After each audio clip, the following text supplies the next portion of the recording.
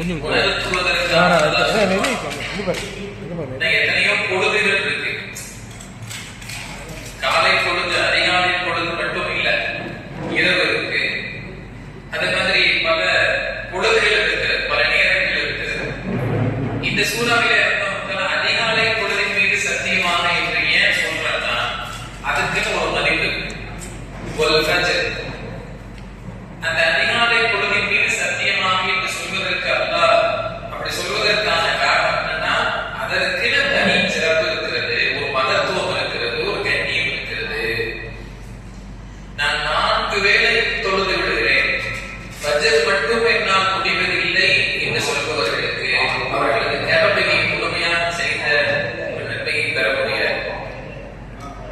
ஏனென்றால் ஃபஜ்ருடைய வேலை என்பது இருக்கிறது, அந்த வேலையில் செய்யப்படுகிற அமல்கள் அல்லாஹ்வுக்கு மிகவும் பிடித்தமானதாக இருக்கிறது.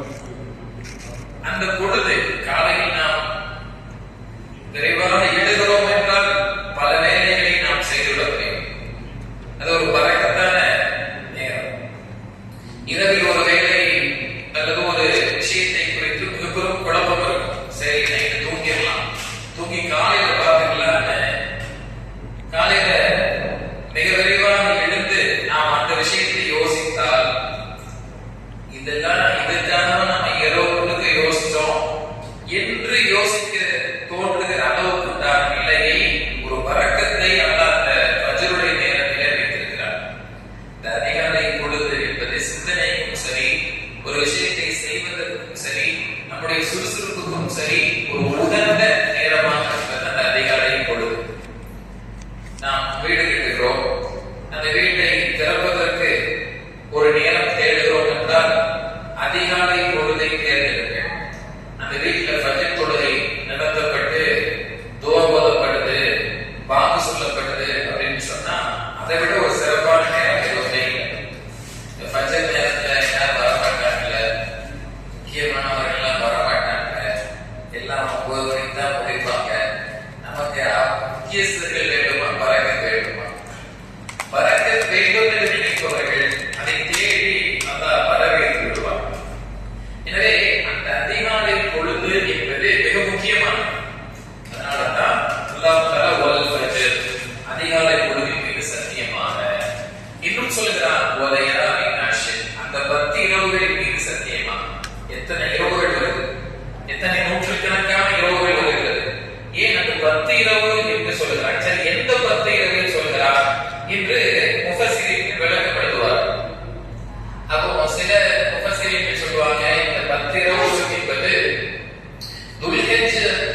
துல்ஹிஜ்ஜா மாதத்தினுடைய அந்த 10 நாட்களினுடைய இரவு. அந்த நாளை சத்தியமிட்டு அல்லாஹ் தஆலா சொல்கிறார். நான் பொதுவா தான் சொல்லியிருக்கேன், வலையாலின் அஷ்ர், அந்த 10 இரவு. மாதத்தை குறிப்பிட்டு அல்லாஹ் சொல்லவில்லை.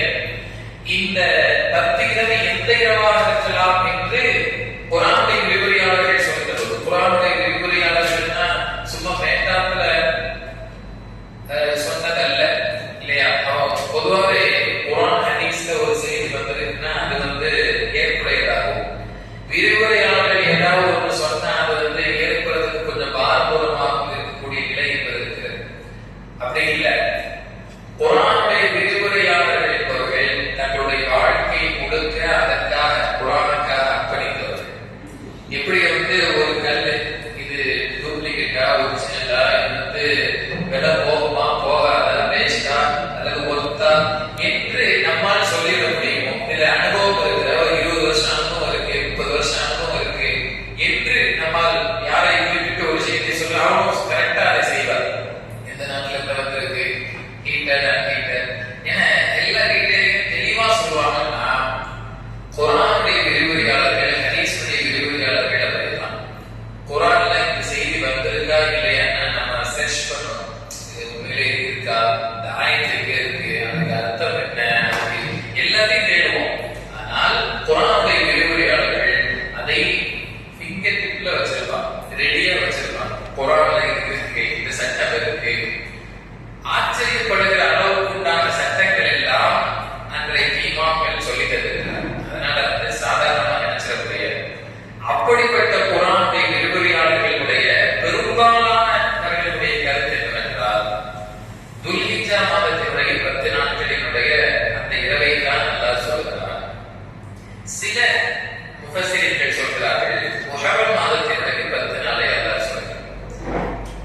எது உறுதியானது என்பதை அல்லாஹ் அந்த வார்த்தையை போட்டுதான் முடிப்பார்.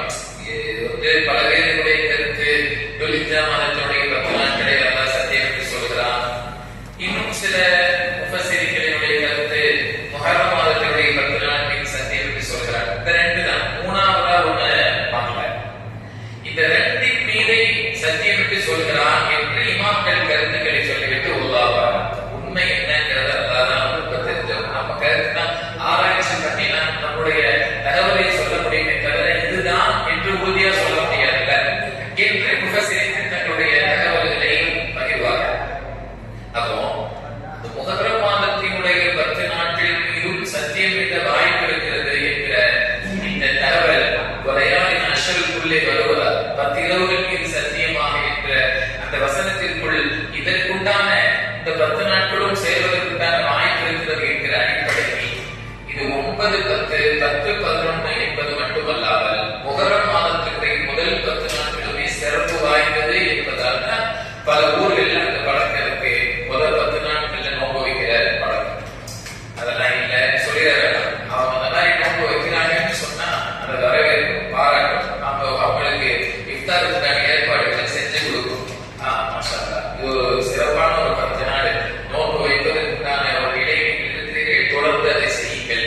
என்னால முடியல, எனக்கு துவா செய்யுங்க, ஒரு சிறப்பு வாய்ந்தது என்று நாம் அவர்களை ஆர்வப்படுத்த வேண்டும், ஊக்கப்படுத்த வேண்டும். இங்கே ரப்பல் ஆலமீன் அல்லாஹ் தஆலா சத்தியம் என்று சொல்வதற்கான காரணம் அந்த இரவுகள் சிறப்பு வாய்ந்தது என்பதற்காக. சரி, ஆஷூரா என்று நாம் சொல்கிறோம். ஆஷூரா என்றால் என்ன பொருள்? 10வது நாள் பொருள், அவ்வளவுதான். தாசூஆ என்றால் 9வது நாள். இப்படி 9வது 10வது நாட்களை சேர்த்து நோன்பு வைக்க வேண்டும் என்று நபிகள் நாயகம் ஸல்லல்லாஹு அலைஹி வஸல்லம் அவர்கள் சொன்னார். வாய்ப்பு இல்லாதவர்கள் 10வது நாளோடு 11வது நாளை சேர்த்து வைத்துக் கொள்ளலாம் என்று நாம் எடுத்துக்கொண்டதற்கான காரணம் என்னவென்றால் நபிகள் நாயகம் ஸல்லல்லாஹு அலைஹி வஸல்லம் அவர்கள் அப்படித்தான் சொன்னார்கள். இந்த நாளோடு முன்னால் அல்லது பின்னால் இருக்கக்கூடிய நாளை சேர்த்து நீங்கள் நோன்பு வையுங்கள் என்றார். சரி, எதற்கான நோன்பு வைக்கிறோம்? இது ஆஷூராவுடைய நோன்பு சிறப்பிற்குரியது, ஒரு வருடத்தினுடைய பலம் அமைப்பதற்கு காரணமாக இருக்கிறது என்கிற சிந்தனை நமக்கு உண்டு. எதற்காக என்று நாம் கேட்டால் நம்மை பலரும் யோசிப்பதுண்டு. ஆஷூரானா சிறப்பு தாங்க, அதுல என்ன, எதற்காக ஆஷூரா நாள், ஆஷூரானா என்ன சிறப்பு, அதனுடைய பின்னணி என்ன, எதற்காக நோன்பு வைக்கிறோம் என்கிற அந்த சிந்தனை தான் இந்த நேரத்தில் காலகட்டத்தில் நாம் யோசிக்க வேண்டியது. அரபாவுடைய நோன்பு என்பது எதற்காக? பொதுவா ஒரு நோன்பு வந்துச்சுன்னா அதுக்கு உண்டான தகவல்கள் என்னங்கிறத நம்ம பார்க்கணும். திங்கள் வியாழன் நோன்பு என்றால் திங்கள் வியாழன் என்று எதற்காக நோன்பு வைக்கிறோம்? அது நபிகள் நாயகம் ஸல்லல்லாஹு அலைஹி வஸல்லம் அவர்கள் வைத்திருக்கிறார்கள் என்கிற அடிப்படையில் 13, 14, 15 நோன்பு இருக்கு. மாசத்துல 3 நாட்களினுடைய நோன்பு, பிறை 13, 14 தானே. இந்த நாட்கள் வைக்கப்படுகிற நோன்பு எதுக்காக வைக்கிறோம்? ரமலானுடைய நோன்பு என்பது எதற்காக அப்படிங்கிற சிந்தனை அது பிரபல்யமாக ரமலான் கிழமையாக்கப்பட்டிருக்கிறது நோன்பு. அந்த காலகட்டத்தில் நம்ம நோன்போட தான் இருக்க வேண்டும் என்கிற சிந்தனை வெளிப்படையாக நமக்கு தெளிவாக உள்ளது. இந்த ஆஷூராவுடைய நாளினுடைய நோன்பு எதற்காக? எல்லாரும் பிடிக்கிறாங்க அதனால இல்ல. இஃப்தார் ரெடி பண்றாங்க நோன்பு வைக்கிறோம் அதனால இல்ல. சஹருக்கு ஏற்பாடு நடக்குது, ஈஸியா இருக்குது, எதிர் வீட்டிலேயே சாப்பிடும் அதனால இல்ல. எதனால் இந்த நோன்பு என்றால் இதனுடைய பின்னணி என்ன நினைத்திருக்கவில்லை என்று பார்த்தால், ஆஷூராவுடைய நோன்பு என்பது நபிகள் நாயகம் ஸல்லல்லாஹு அலைஹி வஸல்லம் அவர்கள் மதீனாவிற்குள் வருகிற போது சில நோன்பு வைத்திருப்பார்கள் அந்த நாள்ல. அப்ப விசாரிக்கிறாங்க, இன்னைக்கு என்ன நோன்பு வச்சிருக்கிறாங்களே, யஹூதிகள் நோன்பு வச்சிருக்கிறாங்க, எதுக்கு நோன்பு? அப்போ அவங்க சொன்னாங்க, இந்த நாள்ல தான் மூஸா அலைஹிஸ்ஸலாம் அவர்களுடைய கூட்டம் காப்பாற்றப்பட்ட நாள், ஃபிரௌனுடைய ஒட்டுமொத்த கூட்டமும் அழிக்கப்பட்ட நாள் இந்த நாள் தான் அப்படின்னு அவங்க யஹூதிகள் தரப்பில் இருந்து சொல்லப்படுகிறது. அதை முஸ்லிம்கள் நபிகள் நாயகம் ஸல்லல்லாஹு அலைஹி வஸல்லம் அவர்கள் அந்த செய்தியை சொல்றாங்க. இந்த மாதிரி எதுக்காக நோன்பு வைக்கிறாங்கன்னா, ஃபிரௌன் அழிக்கப்பட்ட நாள்ல மூஸா அலைஹிஸ்ஸலாம் அவர்கள் காப்பாற்றப்பட்ட நாள், அந்த நாள்ல அல்லாஹ்வுக்கு நன்றி செலுத்துவதற்காக மூஸா அலைஹிஸ்ஸலாம் நோன்பு வச்சாங்க. மூஸா அலைஹிஸ்ஸலாம் அவர்கள் நோன்பு வைத்த தினம் என்பதற்காக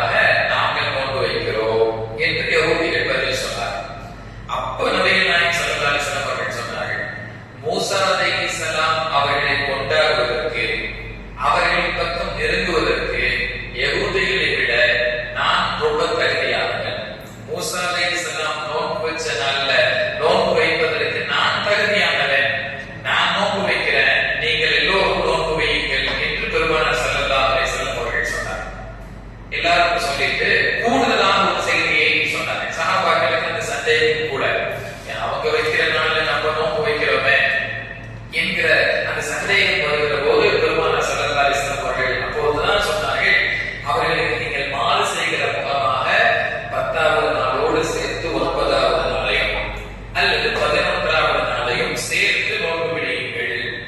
2 நாட்கள் நோன்பு வைங்கள். அவர்கள் ஒரு நாள் நோன்பு வைத்தால் நீங்கள் 2 நாள் நோன்பு வையுங்கள்.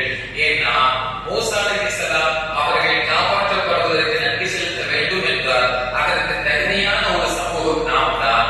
நம்முடைய நபி மூசா, என்னுடைய சகோதரர் மூசா என்று பெருமானார் ஸல்லல்லாஹு அலைஹி வஸல்லம் அவர்கள் சொல்லிவிட்டு ஆஷுராவுடைய தினத்தினுடைய அந்த சிறப்பை இந்த சமூகத்திற்கு எடுத்துரைக்கிறார். கண்ணியத்திற்குரியவர்களே, பொதுவாகவே நோன்பு என்றாலே அது சிறப்பு இருக்கிறது. நபிகள் நாயகம் ஸல்லல்லாஹு அலைஹி வஸல்லம் அவர்கள் சஹாபாக்கள் அமர்ந்திருக்கிற ஒரு சபையில கேட்கிறார்கள், இன்னைக்கு யாராவது நோன்பு வச்சீங்களா கேட்டாங்க. அப்போ ஒரு சஹாபி எந்திரிச்சான், நான் நோன்பு வச்சிருக்கிறேன். அப்படியா, சரி உட்கார். அடுத்த கேள்வி கேட்டார்கள், இன்றைக்கு ஜனாசாவை பின்தொடர்ந்து அதை அடக்கம் செய்த வரைக்கும் உடன் இருந்தவர்கள் யாராவது இருக்கிறீர்களா? அப்போதும் அதே சஹாபி எழுந்திருந்து, நான் இன்றைக்கு ஒரு ஜனாசாவில் கடந்து கொண்டேன் என்றார். 3வது கேட்டார்கள், இன்று எந்த நோயாளியாவது நலம் விசாரித்தவர்கள் உங்களில் இருக்கிறீர்களா என்று கேட்கிற போது அதே சஹாபி எழுந்திருந்து, ஆம் நாயகமே, நான் நோன்பு அந்த நோயாளியை என்ன செய்தேன், நலம் விசாரித்தேன். யாரு? அபூபக்கர் சித்தீக் ரலியல்லாஹு அன்ஹு. அவங்கதான் என்ன கேள்வி கேட்டாலும் எந்திரிச்சு நான் செஞ்சேன் அப்படின்னு சொல்றாங்க. நபிகள் நாயகம் ஸல்லல்லாஹு அலைஹி வஸல்லம் அவர்கள் அப்போதுதான் சொன்னார்கள், சுவனத்தினுடைய இந்த அமல்களை எல்லாம் யார் செய்திருக்கிறீர்களோ அவர்கள் சுவனத்தில் நுழைவது என்பது கட்டாயமாக்கப்பட்ட நிலையில் இருக்கிறது. இது அப்படியே உங்களை புஷ் பண்ணுது, சுவனத்தின் பக்கம் உங்களை தள்ளுகிறது என்பது பொருள். இதெல்லாம் உங்களை செய்யறதுக்கு வாய்ப்பு கிடைச்சிருக்கா? அப்ப நீங்க சுவனத்தினுடைய பாதையில் இருக்கிறீர்கள் என்று பெருமானார் ஸல்லல்லாஹு அலைஹி வஸல்லம் அவர்கள் நற்செய்தி கூறினார்கள். நம்ம இந்த செய்தியை நாம் பல்வேறு விதமாக யோசிக்கலாம். ஒரு நல்ல அமல் செய்வதற்கான வாய்ப்பு கிடைக்கிறது என்றால் நாம் நல்வழியில் இருக்கிறோம், தொடர்ந்து நம்ம வேற எங்கேயோ ஒரு சுவனத்தினுடைய பாதையில் போய் கொண்டிருக்கிறோம் என்பது பொருள். நான் சதக்கா கொடுக்கணும்னு நினைச்சேன், ஆனா அது வெளியே போறதுக்குள்ள மனசு மாறிடுச்சு, உள்ளேயே வச்சுட்டேன், ஆனாலும் எனக்கு வேற ஒரு செலவு வந்துருச்சு என்று சொல்லக்கூடிய நபர்கள் இருக்கிறார்களே, யோசிக்க வேண்டும். சதக்காவினுடைய நன்மையை இவர் பெற வேண்டும் என்பதை அல்லாஹ் நாடவில்லை. ஒவ்வொரு வேளையுமே பாங்கு சொல்லப்படுகிறது, தொழுகைக்கு வாருங்கள் என்று அழைக்கப்படுகிறது. யாராவது ஒரு ஆள் போன் பண்ணி உடனே வீட்டுக்கு வாங்க அப்படின்னு கூப்பிட்டா, நம்முடைய நண்பர்கள், நெருங்கிய நண்பர்கள் யாராவது கூப்பிட்டா நம்ம என்ன செய்வோம்? நண்பர் கூப்பிட்டா ஓடி வருவோமா இல்லையா? அல்லது போன் பண்றதெல்லாம் இல்ல, நேர்ல இங்க வாங்கன்னா நண்பன் கூப்பிடுறான், நான் போகணும் அப்படின்னு போறோம். அதே பாஸ் போறதா இருந்தா, பாஸ் கூப்பிடுறதா இருந்தா, பாஸ் இல்ல கொஞ்சம் வேலையா இருக்குன்னு சொல்லி நம்ம வேற இடத்துக்கு போவோமா? பாஸ் அங்கதான் நண்பர்களா பாஸ் கூப்பிடுற அழைப்புக்கு பதில் கொடுக்கணுமா கேட்டா, பாஸ் அவர் இல்லாட்டி நமக்கு அவர் பாஸா இருக்க மாட்டாரு. அந்த மாதிரி ஒரு நிலை வந்துடும். அப்போ பதவி உயர உயர அதிகாரம் கூட கூட என்ன, அந்த அழைப்புக்கு பதில் கொடுத்தாக வேண்டும் என்கிற நிர்பந்தம் ஏற்படுது. பிலால் பாவம் சொன்னான், பிலால் கூப்பிடுறாரு, பள்ளிவாசலுக்கு வாங்க கூப்பிடுறது யார்? பிலால் இல்லை, பிலாலை வைத்து கூப்பிட சொல்பவன் இறைவன். அவனுக்கு தான் முழு அதிகாரம் இருக்கு. இந்த உலகத்தினுடைய ஒட்டுமொத்த அதிகாரத்தையும் உரித்தான ரப்புல் ஆலமீன் ஒரு மனிதரின் மூலமாக உங்களுக்கு பள்ளிக்கு அழைப்பு கொடுக்கிறார் என்றால் அந்த அழைப்புக்கு நம்ம பதில் கொடுக்கணுமா இல்லையா? நான் இதோ வந்து விட்டேன் என்று நாம் சொல்ல வேண்டுமா இல்லையா? இப்ராஹிம் அலைஹிஸ்ஸலாம் அவர்கள் யோசித்து பாருங்கள். இப்ராஹிம் அலைஹிஸ்ஸலாமுடைய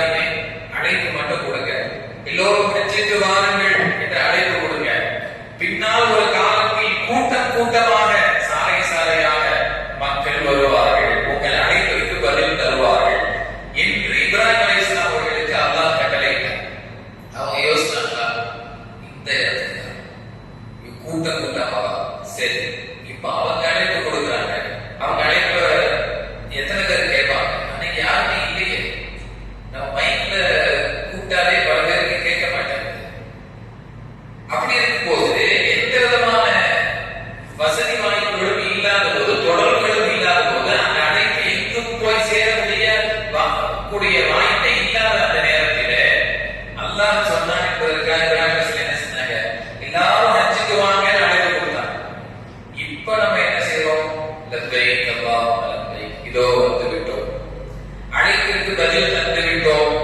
இன்று நாம் அழைப்பு பதில் தந்துவிட்டு என்ன செய்கிறோம்? ஹஜ்ஜை நோக்கி புறப்படுகிறோம், மக்காவை நோக்கி புறப்படுகிறோம், கஅபத்துல்லாஹை நோக்கி புறப்படுகிறோம். இப்ராஹிம் அலைஹிஸ்ஸலாம் அவருடைய அழைப்பிற்கு நாம் பதில் தருகிறோம். அப்ப இப்ராஹிம் அலைஹிஸ்ஸலாம் அவர்கள் அழைப்பு கொடுக்க சொன்னவர் யார்? ரப்புல் ஆலமீன் அல்லாஹ். இப்ராஹிம் அலைஹிஸ்ஸலாம் அவர்கள் பிலாலாகவே இருக்கு.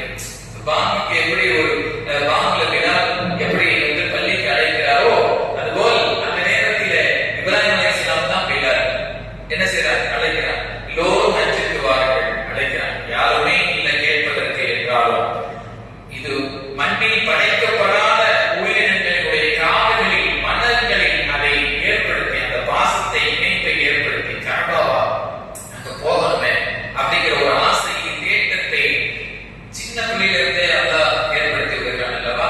மக்காவை காமிச்சா இது என்ன மக்கா, அங்க நான் போகணும். சின்ன பிள்ளைகள் கூட ஆசைப்படுகிற அளவுக்கு அந்த பிரியத்தை அல்லாஹ் ஏற்படுத்துகிறான் என்றால் அந்த நேரத்தில் இப்ராஹிம் அலைஹிஸ்ஸலாம் அவர்கள் சொல்லுகிற போது நாம் எங்கிருந்தோம்? காணாமல் ஒண்ணுமே இல்லாம இருந்தோம். அவர்களுடைய அழைப்பிற்கு நாம் பதில் சொல்லக்கூடிய ஒரு நிலையில் அல்லாஹ் ஏற்படுத்தி வைத்திருக்கிறான் என்றால் நேற்றுக்குரியவர்களே அல்லாஹ்வுடைய ஏற்பாடு இதுதான். பிலால் அவர்கள் பாங்குக்கு அழைக்கிற போது, தொழிலின் பக்கம் உங்களுடைய பாங்கிலே அழைக்கிற போது நான் பதில் சொல்ல வந்துட்டேன் அப்படிங்கிற அந்த செய்தியை சொல்வதற்காகத்தான் நாம் என்ன சொல்றோம்? லா ஹவ்ல வலா குவத்த இல்லா பில்லாஹ். அப்படி வருவதற்கான சக்தியை, ஆற்றலை அல்லாஹ்வை தவிர வேறு யாரும் எனக்கு தர முடியாது. நான் வர்றதுக்கு ரெடியா இருக்கேன். ஆனா அந்த ஆற்றலை, ஆரோக்கியத்தை, சக்தியை, வசதியை அல்லாஹ் தான் தர வேண்டும். நான் வந்துடுறேன். அதையும் அந்த வார்த்தையை சொல்லிட்டு படுத்து தூங்குறது இல்லை. அல்லாஹ் தரணும், இப்ப தரல அப்படி சொன்னா அல்லாஹ் எனக்கு தருவான், நான் போகல, என்னை வர வைப்பவன் அல்லாஹ். அந்த சிந்தனையோடு தான் அந்த கலிமாவை பதிலை பதிலை நாம் சொல்லுகிறோம். அதே போலத்தான் நினைத்துக்குரியவர்களே நம்முடைய சிந்தனை எப்படி இருக்க வேண்டும்? அடிப்படையான சிந்தனை, நாம் ஒரு நன்மையை செய்கிறோம் என்றால் நாம் அதை செய்யவில்லை, அல்லாஹ் நமக்கு அந்த செய்வதற்குண்டான வாய்ப்பை தருகிறான், அந்த செய்வதற்குண்டான வாய்ப்புகளை ஏற்படுத்தி தருகிறான். எனவே நான் பள்ளிக்கு வந்திருக்கிறேன். இங்கு வருவதற்குண்டான நல்ல விஷயங்களை கேட்பதற்குண்டான அதை நம்முடைய வாழ்வில் எடுத்து நடப்பதற்குண்டான ஒரு நிலையை, வாய்ப்பை அல்லாஹ் எனக்கு தந்திருக்கிறான் என்பதற்காக நான் வந்திருக்கிறேன் தவிர வேறு எந்த காரணத்திற்காக வரவில்லை என்கிற சிந்தனை நமக்கு மிக முக்கியமான ஒன்றாக இருக்க வேண்டும். இந்த ஆஷராவுடைய தினத்தை குறித்து நாம் பேசி வந்திருக்கிற போது யஹூதிகள் இவ்வாறு செய்தார்கள். மூசா அலைஹிஸ்ஸலாம் அவங்க செஞ்சாங்க, நோன்பு பிடிச்சாங்க, அதனால நான் நோன்பு பிடிக்கிறேன்னு சொன்ன போது பெருமானார் ஸல்லல்லாஹு அலைஹி வஸல்லம் அவர்கள் சொன்னார்கள், நோன்பு பிடிப்பதற்கு மூசா அலைஹிஸ்ஸலாம் அவர்கள் பக்கம் நெருங்கி இருப்பதற்கு நானே தகுதியானவன், நீங்கள் எல்லோரும் நோன்பு வையுங்கள் என்று பெருமானார் ஸல்லல்லாஹு அலைஹி வஸல்லம் அவர்கள் கட்டளையிட்டார்கள். அவர்களுக்கு மாறு செய்வதற்காக ஒரு நாளை கூட்டி வையுங்கள் என்றார். இது ரெண்டுமே முக்கியம். ஆஷராவுடைய நோன்பு வைக்கிறது எப்படி முக்கியமோ அதுபோல் அந்த நாளோடு இன்னொரு நாளினுடைய நோன்பை சேர்த்து வைப்பதும் முக்கியம் இல்லையா? அதுதான் முஸ்லிம்களினுடைய நோன்பு. ஒரு ஆஷரா வந்து நான் நோன்பு வைக்கிறேன், அதுதான சிறப்பிற்குரிய நாள் என்று சொன்னாலும் அது ஏற்புடையது அல்ல. ஏன்னா அது யஹூதிகளினுடைய நோன்பு. இஸ்லாமியர்களுடைய நோன்பு என்ன? ஒரு நாள் சேர்த்து வைக்கிறது, 2 நாள் நோன்பு வைக்கிறது. இந்த நோன்பை வைப்பதால் அதற்குதான் நன்மையை தான் பெருமானார் ஸல்லல்லாஹு அலைஹி வஸல்லம் அவர்கள் சொன்னார்கள், ஒரு வருடத்தினுடைய பாவம் மன்னிக்கப்படுவதற்கு நான் ஆதரவு வைக்கிறேன் என்றார். நபி அவர்கள் ஆதரவு வைக்கிறார்கள் என்றால் அது மறுக்கப்படுவதற்கு இல்லை.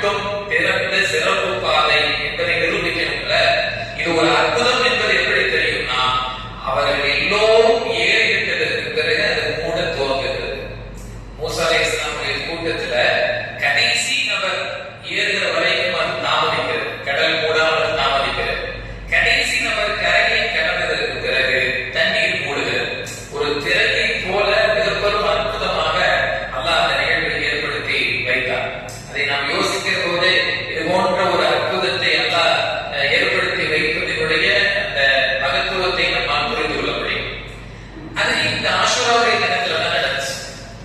ஃபிரௌனுடைய ஒட்டுமொத்த கூட்டமும் என்ன செய்யப்படுகிறது? அழிக்கப்படுகிறது. எவ்வளவு அநியாயம் செய்யலாம் நாம் யோசிக்கலாம். சில பேர் அநியாயம் செய்கிறார்கள், தொடர்ந்து நன்றாகத்தான் இருக்கிறார்கள். அநீதம் செய்பவர்கள் அநீதம் செய்து கொண்டே இருக்கிறார்கள். அநியாயம் அட்டூழியங்கள் கொடூரங்கள் செய்து கொண்டே இருக்கிறார்கள். தவறு செய்பவர்கள் செய்து கொண்டே இருக்கிறார்கள். ஆனால் நல்லது செய்பவர்கள் இழப்புகளே இல்லை, அடிபட்டுக் கொண்டே இருக்கிறார்கள், நியாயப்பட்டுக் கொண்டே இருக்கிறார்கள். இப்படிப்பட்ட ஒரு நிலைதான் இன்றைக்கு இருக்கக்கூடிய காலகட்டத்திலே இருக்கிறது என்றால் அல்லாஹ் தஆலா ஒவ்வொரு மனிதர்களுக்கும் அநியாயக்காரர்களுக்கும் ஒரு அவகாசத்தை தந்திருக்கிறார். அந்த கால அளவு வர வரைக்கும் என்ன செய்யணும்? நம்ம வெயிட் பண்ணிதான். மூசா அலைஹிஸ்ஸலாம் அவர்கள் மீன் வயிற்றுல உள்ள போகாமே காப்பாற்றிருக்கலாம்ல. எதற்காக ஒரு யூனுஸ் அலைஹிஸ்ஸலாம் அவர்கள் உள்ளே போய் அதுக்கு பிறகு அந்த இருளுக்குள்ள போய் வெளியே ஏன் இதெல்லாம் செய்யணும்? யூனுஸ் அலைஹிஸ்ஸலாம் அவர்கள் ஏன் இந்த அளவுக்கு அல்லாஹ் தஆலா செய்ய வேண்டும் என்றால் கொஞ்சம் உதவி வரும், அதுவரைக்கும் நம்ம பொறுமையா இருக்கணும். நமக்கு பொறுமையை சோதிக்கணும்ல, அதுக்காக நமக்கு சோதனை வரணும்ல. ஒரு விஷயம் ஒற்றுமை நடக்காத போது பெரிதாக நமக்கு தெரியாது. அதிலிருந்தும் பிழைத்து வந்ததற்கு பிறகுதான் அதில் இருக்கக்கூடிய அந்த சங்கடங்கள் கஷ்டங்கள் அதை பார்த்ததற்கு பிறகுதான் அல்லாஹ் நமக்கு செய்த அந்த உபகாரம் என்ன என்று தெரியும். நமக்கு ஒரு நோய் வந்திருக்கும், அதே நோய் இன்னொரு நபருக்கு வந்திருக்கும். ரெண்டு பேரும் ஒரே ஏஜா தான் இருப்பாங்க. ஆனா ஒரு நபர் வஃபாத் ஆயிருப்பார், இன்னொரு நபர் பிழைத்திருப்பார். அல்லாஹ்வுடைய ஏற்பாடு. அதே நோய் தான் அவருக்கு வந்துச்சு. ஆனா அவரை அல்லாஹ் தஆலா தன் பக்கம் அழைத்துக் கொண்டார், என்னை உயிர் வாழ வைத்திருக்கிறார். அப்போது நமக்கு எந்த அளவுக்கு நன்றி செலுத்த வேண்டும் என்ற சிந்தனை நமக்கு வரும். ஒரு வாகனத்தில் பயணப்படுகிறோம், அது விபத்துக்குள்ளாகிவிட்டது, விபத்தில் பல பேர் இறந்துவிட்டார்கள். நாம் என் போன்றவர்களும் ஒரு 5-10 நபர்கள் மட்டும் பிழைத்திருக்கிறோம் என்று சொன்னால் அப்போது நமக்கு தெரியும், நன்றி செலுத்துவதனுடைய அந்த அருமை நமக்கு புரியும். அது இவ்வளவு பெரிய கஷ்டத்தில் இருந்து அல்லாஹ் நம்மளை பாதுகாத்திருக்கான்.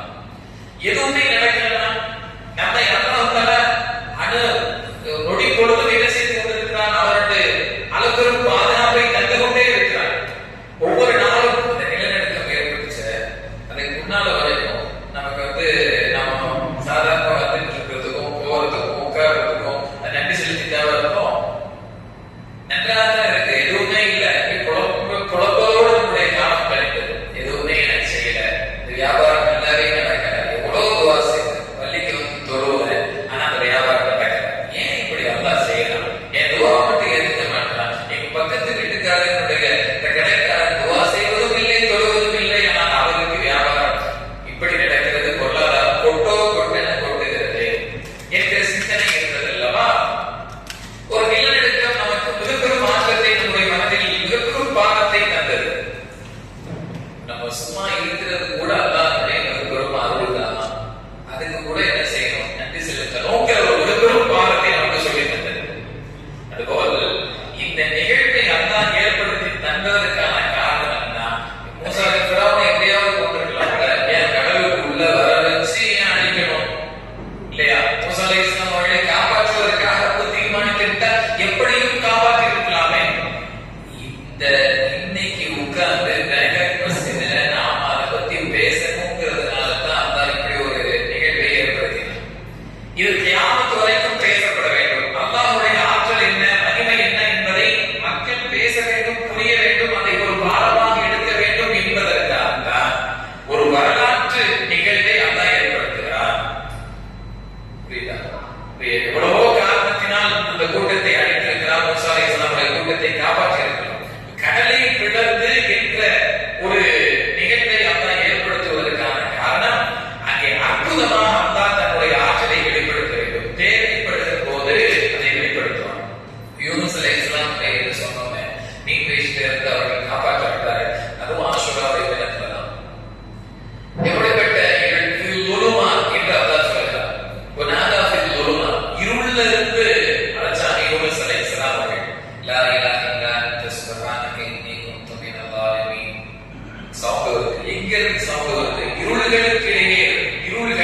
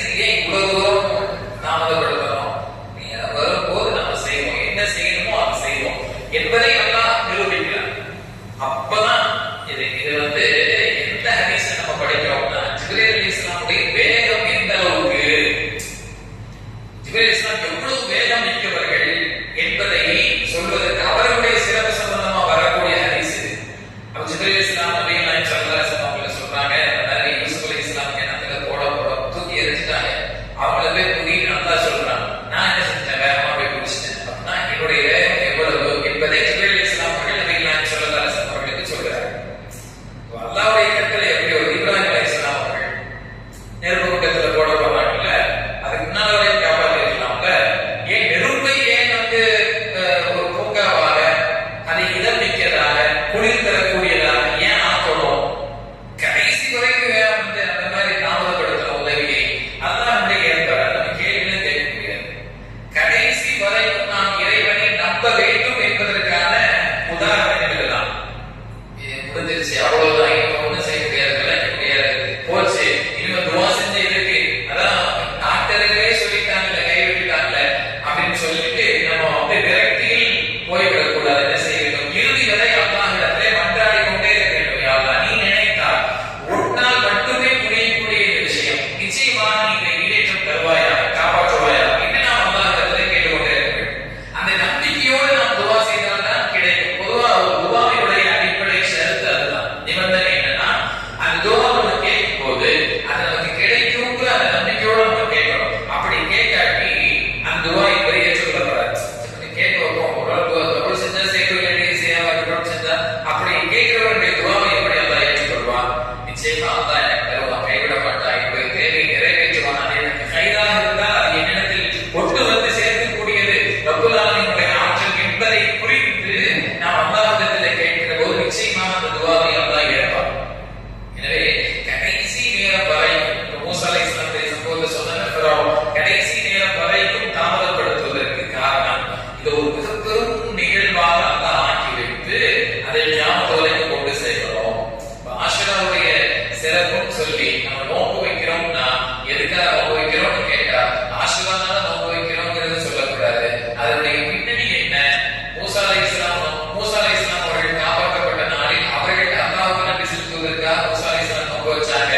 யஹூதிகள் அதை பின்பற்றினார்கள். நபிகள் நாயகம் ஸல்லல்லாஹு அலைஹி வஸல்லம் அவர்கள் சொன்னார்கள், மூசாவை விட்டு நாங்கள் தான் நெருங்கியவர்கள், ஒரு நாள் நீங்கள் நோன்பு வைக்கிறீர்கள், திருநாள் நாங்கள் நோன்பு வைக்கிறோம் என்று நபிகள் நாயகம் ஸல்லல்லாஹு அலைஹி வஸல்லம் அவர்கள் இந்த உம்மத்திற்கு கற்றுத் தந்தது. நான் இந்த வருடத்தில் 10வது நோன்பை வைத்திருக்கிறோம்.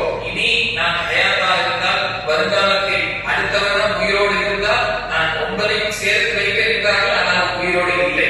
நபிகள் நாயகம் ஸல்லல்லாஹு அலைஹி வஸல்லம் அவர்கள் அதான் சொல்லியிருக்கிறார், 9ஐயும் சேர்த்து வையுங்கிற அந்த செய்தியை சொல்லிட்டார். அப்போது இந்த நிகழ்வு என்பது இந்த நோன்பினுடைய மகத்துவம் என்ன, இதனுடைய நன்மைகள் என்ன என்பதை யோசிக்கிற அதே வேளையில் இது எங்கிருந்து வந்தது, இதனுடைய பின்னணி என்ன என்பதையும் நாம் யோசிக்கணும். அதுபோல அய்யூப் அலைஹிஸ்ஸலாம் அவர்களுடைய நோய் அது நிவாரணம் பெற்றது என்பதும் இந்த ஆஷுராவுடைய தினத்தில் தான்.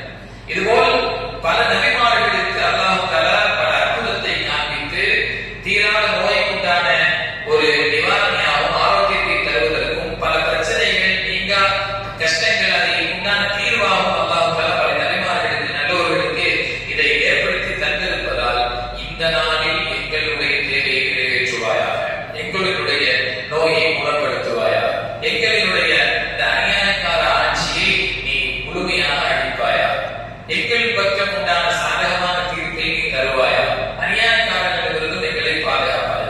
அதை வச்சு நம்ம அல்லாஹ்ட்ட இந்த நாள்ல தானே நீங்க இதை செஞ்ச ரப்பே, நீ இந்த நாளில் இன்னமும் இந்த அநியாயக்காரர்களுடைய கூட்டத்தை அழித்தொழிப்பாயா, அவர்களுடைய திட்டத்தை நீ முழுமையாக ஒடுக்குவாயா என்கிற அந்த துஆக்கள் முன்வைக்கப்படுவது என்பதை இதை வைத்து கேட்க வேண்டும்.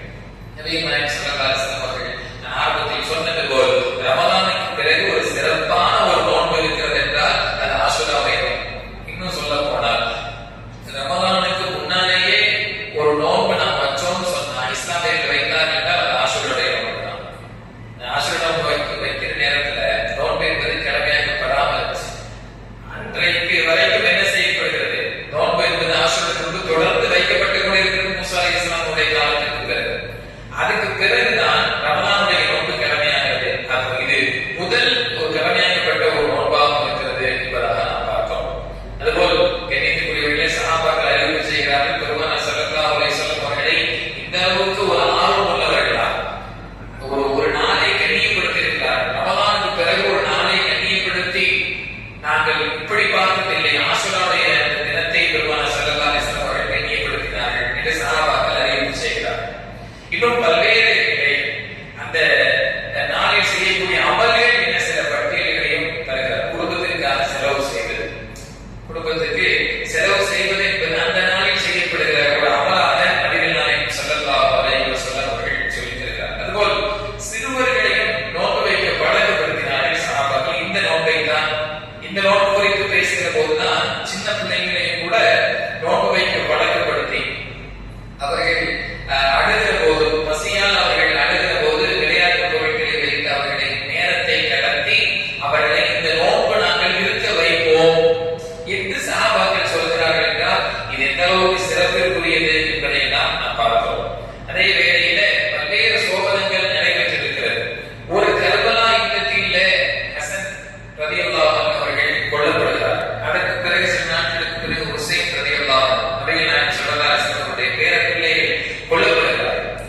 இது பல நன்மைகள் நடந்திருக்கிறது, ஒரு அசம்பாவிதம் நடந்திருக்கிறது என்பதால் ஒரு துக்கம் விசாரிப்பதாக இருந்தாலும் 3 நாளைக்கு மேல நீங்கள் துக்கம் விசாரிக்க வேண்டாம். ஒரு நாள்ல இது நடந்திருக்கிறதுனால அந்த நாள்ல ஒரு சோக நாள், ஒரு இருட்டு நாள் அப்படியெல்லாம் கொண்டாடுவதற்கு நினைப்பதற்கு இஸ்லாம் அனுமதி தரவில்லை. ஆனால் ஒரு நல்ல விஷயம் நடந்திருக்கிறது என்றால் அதை நினைத்து இந்த நாள்ல இது நடந்திருக்கு, மூசா அலைஹிஸ்ஸலாம் அதனால நோன்பு வச்சாங்க, அப்போ அந்த விஷயம் நடந்தது என்று அல்லாஹ்வுக்கு நன்றி செலுத்துவதற்காக அந்த நாளை நாம் செய்யலாமே தவிர ஒரு சோகம் நடந்திருக்கிறது என்பதற்காக நாம் அந்த நாளிலே என்ன செய்யக்கூடாது, அதை துக்கமாக அனுஷ்டிப்பதற்காக தொடர்ந்து அதை செய்வது என்பது இன்றைய காலகட்டத்திலே நடந்திருக்கக்கூடிய அந்த அனாச்சாரங்கள் தடுக்கப்பட வேண்டும். அது ஏற்றுக்கொள்ளப்படாது. நம்மளும் போய் கலந்துக்கலாம், சமூகம் நல்லிணக்கம் போய் கலந்துக்க முடியுமா? இல்லை, அது ஏற்புடையதாக இல்லை. இஸ்லாத்திற்கும் அதுக்கும் எந்த சம்மதமும் இல்லை. சில பேர் கூட சொன்னாங்க, ஒரு மாதம் 10 நாளைக்கு என்ன செய்வாங்க, மீன் கறியெல்லாம் சாப்பிட மாட்டாங்க. புதுசா ஒவ்வொரு ஊரினுடைய ஒவ்வொரு பழக்கம், மாமிசம் இந்த அசைவம்லாம் சாப்பிடுறது இல்லை. அது இன்னமும் நம்முடைய இஸ்லாமிய ஊர்களில் கூட அதெல்லாம் இருக்கு. அதுவெல்லாம் இஸ்லாத்தில் இல்லாததாக இருக்கு. அது எந்த ஒரு நிகழ்வையும் நாம் இப்படி எக்ஸ்ட்ராவா சேர்த்து அதை தீனாக மாற்றமாக மாற்றக்கூடிய உரிமை என்பது நமக்கு இல்லை.